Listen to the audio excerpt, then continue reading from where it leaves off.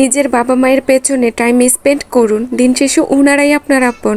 বাকিরা formality maintain করে শুধু, বাকি সব কিছুই অনর্থক। জীবনে অনেকগুলো বছর যখন পার হয়ে যাবে, যখন পিছন ফিরে তাকাবেন, দেখবেন আপনার পিছনে কেউ নেই। ট্রাস্ট মি, আপনার পিছনে কেউ থাকবে না, শুধু একমাত্র আপনার বাবা মা ছাড়া। আসসালামু আলাইকুম, আপনারা সবাই কেমন আছেন? তো চলুন সুমাইয়ার রসই ঘরে যে আজকে কি রান্না করা হবে।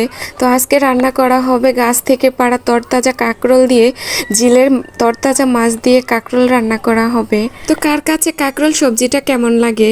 আর আমাদের বাসায় তেমন একটা কিনে আনা হয় না, তো এগুলা যেহেতু গাছ থেকে পাড়া তরতাজা মাছ দিয়ে রান্না করছি। আর কাঁকরোলগুলো দেখেন মাশাআল্লাহ কত সুন্দর।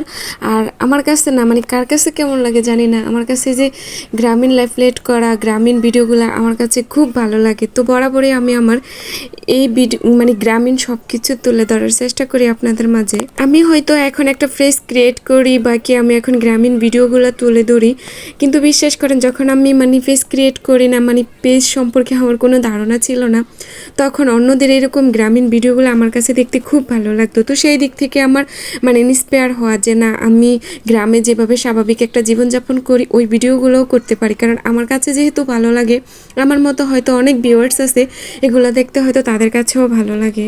আমি আমার গত ভিডিওতে একটা বলছিলাম যে আমার আপনারা দেখছিলেন যে আমি ইলিশ মাছ রান্না করছি, সর্ষে ইলিশ, ওই মাছগুলো আমার মা পাঠিয়েছিল। সাথে কিন্তু আমার মা এই যে চিতই পিঠো দুধ দিয়ে এবং কি নারকেল দিয়ে রান্না করে পাঠিয়েছে। মা জানে বরাবর যে আমার এই পিঠাটা খেতে কিন্তু আমার খুব ভালো লাগে, আমার পছন্দের খুব একটা খাবার। পৃথিবীর সবচেয়ে মিষ্টি শব্দ হচ্ছে কি জানেন? মা।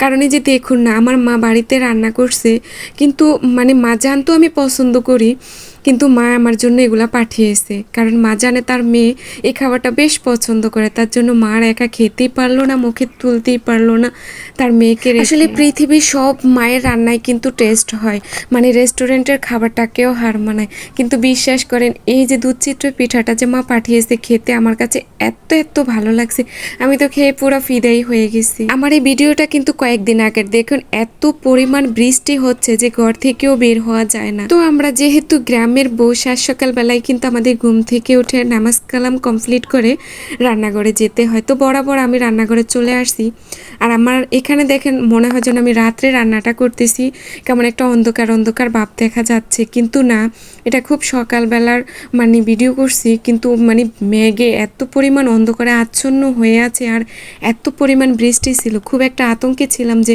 না জানি এত বৃষ্টি আমাদের এখানেও বন্যা হয়। কিন্তু যাই হোক আলহামদুলিল্লাহ সেই দিক থেকে অনেকটাই ভালো রাখছে আল্লাহ তাআলা আমাদের। তো এই দিক থেকে আমার কাঁকরোল রান্নাটাও কমপ্লিট হয়ে গেছে, আর এই যে ছোট ছোট গুঁড়া মাছগুলো জিল থেকে ধরে আনা মাছগুলো রান্নাটা কমপ্লিট হয়েছে। কালারটা দেখুন মাশাআল্লাহ। তো আজ এতটুকুই, ভালো থাকবে, আল্লাহ হাফেজ।